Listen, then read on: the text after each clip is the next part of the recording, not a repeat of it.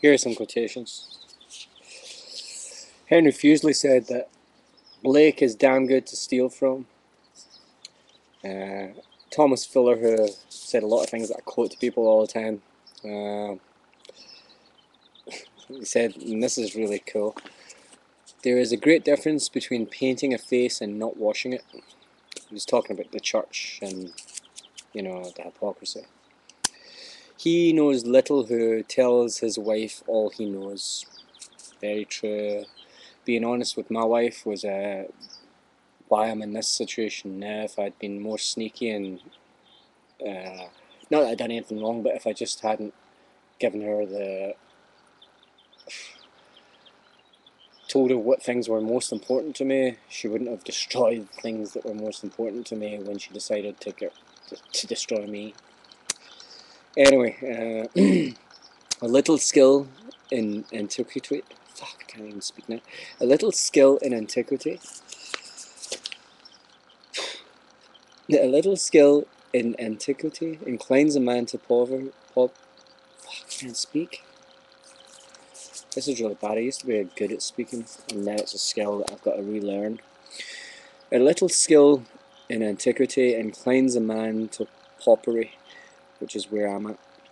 But depth in that study brings him about again to our religion.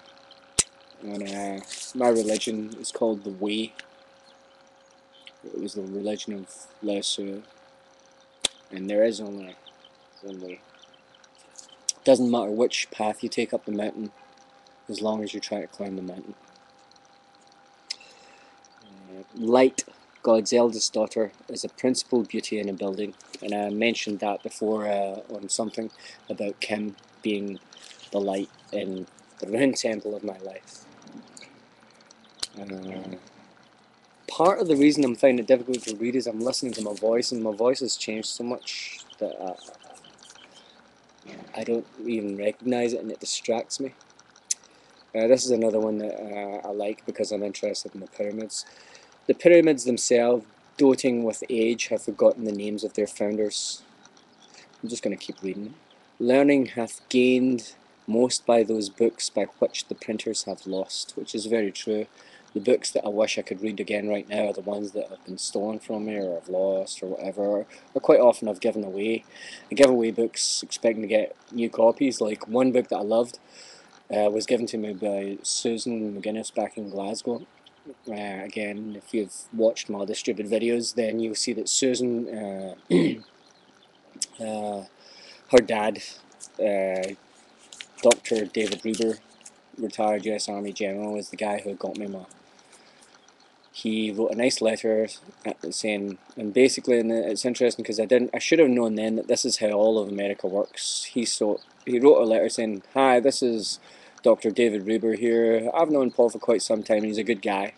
And I've been trying to get a 3-year visa for so long and I'm unable to get it because I'm not good at jumping through hoops or writing the right things in forms."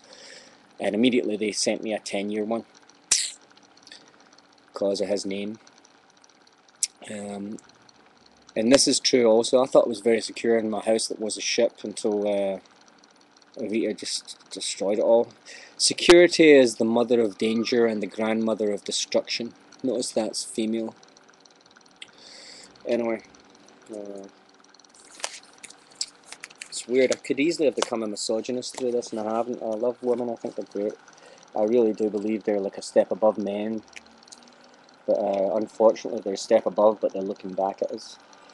Praise the Lord and pass the ammunition. That was Lieutenant Commander Forgy. He said it at Pearl Harbor, and it's a good one. I wrote on this one about coming to America, and it's from Samuel Foote. When house and land are gone and spent, then learning is most excellent. That was one of the things that brought to me. It was actually Quotations that brought me to America, and the actual copy, a piece of paper that I had, I gave it away, I guess.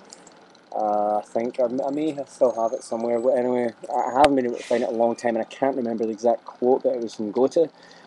And it's funny again. I sent it to a little chick on MySpace that I knew, who was Amy. She's you know, inspired me for a few songs and stuff like that, which has been cool. But she was one of the Jumbos girls, and when Chris done all this bullshit to me and I started acting like a fucking crazy person, everyone went, oh, he's a crazy person, and no one would have anything to do with me, and all of those people won't even...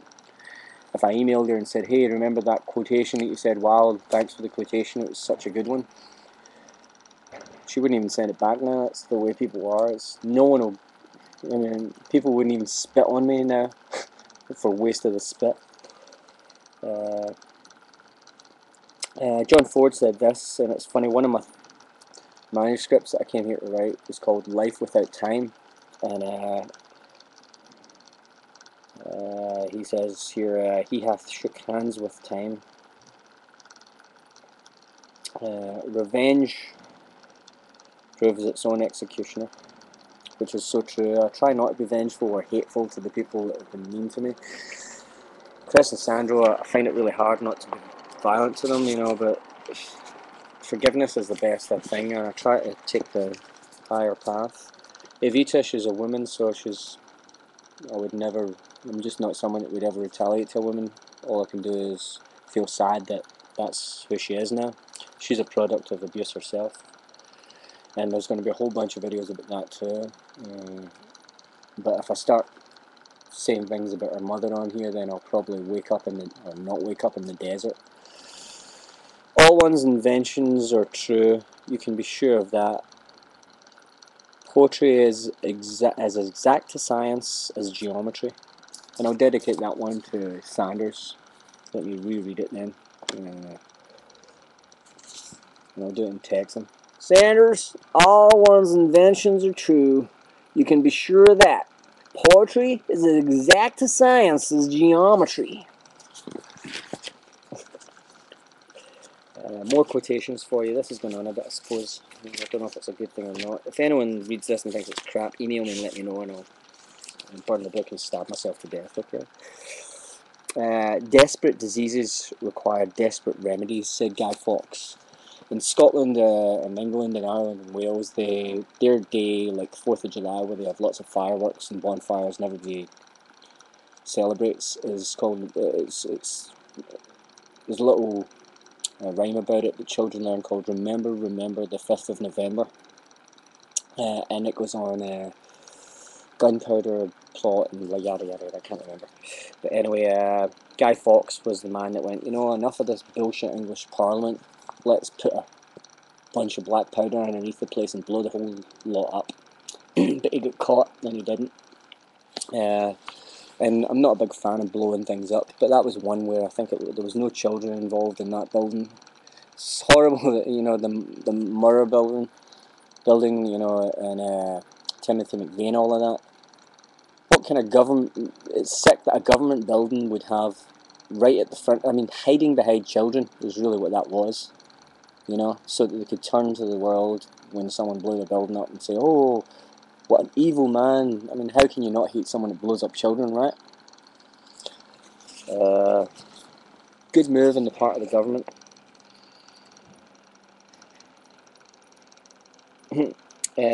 You may wonder where this is one we all... You are what you eat. It's very true, you know, if you eat fat, you become fat. You eat sugar... Sugar is the closest thing to the well, sugar is what we run on. Glucose in the blood is our energy, it's our fuel. You are what you eat. Anyway, a man is what he eats was first said by Ludwig Feuerbach in 1804 to 1872. It was his lifetime. I don't know who he is really. Anyway, which is unusual. How odd of God to choose the Jews, said W.N. Ewer. That's the only one that's here by him. I don't know who he is either. Robert Fabian said, finally he paid the debt of nature, which is what I'm doing right now. Or soon too. Hans Fallada said, little man, what now? That's the title of one of his books, which is appropriate to me right now. Catherine Maria Fanshawe said, 'twas whispered in heaven, 'twas muttered in hell, the echo caught faintly the sound as it fell. On the confines of earth 'twas permitted to rest, and the depths